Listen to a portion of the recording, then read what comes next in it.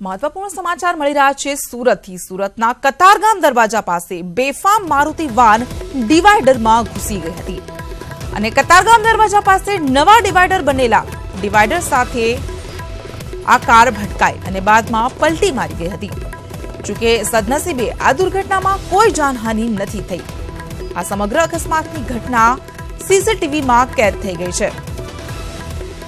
તો સુરતના કતારગામ વિસ્તારની આ ઘટના છે, જેમાં કતારગામ દરવાજા પાસે નવા બનેલા ડિવાઈડર પાસે આ કાર ભટકાઈ હતી અને બાદમાં કાર પલટી ખાઈ ગઈ હતી। જો કે સદનસીબે આ ઘટનામાં કોઈપણ પ્રકારની કોઈપણ જાનહાનિના સમાચાર નથી આવ્યા।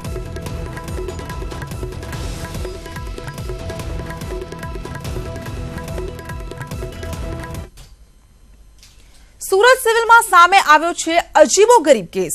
નેપાળી વોચમેને એલપીજી ગેસ પીને આપઘાતનો પ્રયાસ કર્યો છે।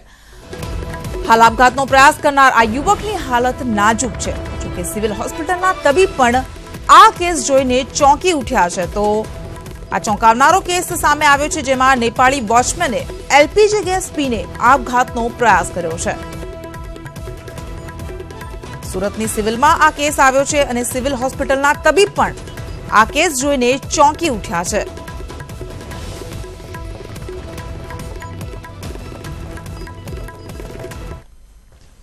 સમાચારમાં આગળ વધીએ। ગુજરાતમાં સ્વાઇન ફ્લૂનો કહેરી યથાવત છે। અમદાવાદમાં છેલ્લા 5 દિવસની અંદર સ્વાઇન ફ્લૂના 152 કેસ નોંધાયા છે।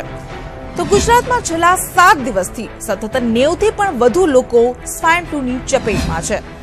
રાજ્યભરમાં 117 નવા કેસ નોંધાયા હતા, જ્યારે 2 વ્યક્તિના મૃત્યુ થયા છે। તો 2019ના વર્ષમાં સ્વાઇન ફ્લૂના વધુ કેસ નોંધાયા હોય તેવા રાજ્યોમાં 3631 કેસ સાથે ગુજરાત બીજા સ્થાને છે। 2019ના વર્ષમાં ત્યાં સુધી રાજસ્થાનમાં સૌથી વધુ 4317 કેસ નોંધાયા છે, જ્યારે 147 વ્યક્તિના મૃત્યુ થયા છે। તો ગુજરાતમાં છેલ્લા 7 જ દિવસમાં 707 કેસ નોંધાયા છે અને અમદાવાદમાં છેલ્લા 5 દિવસમાં 152 કેસ નોંધાયા છે।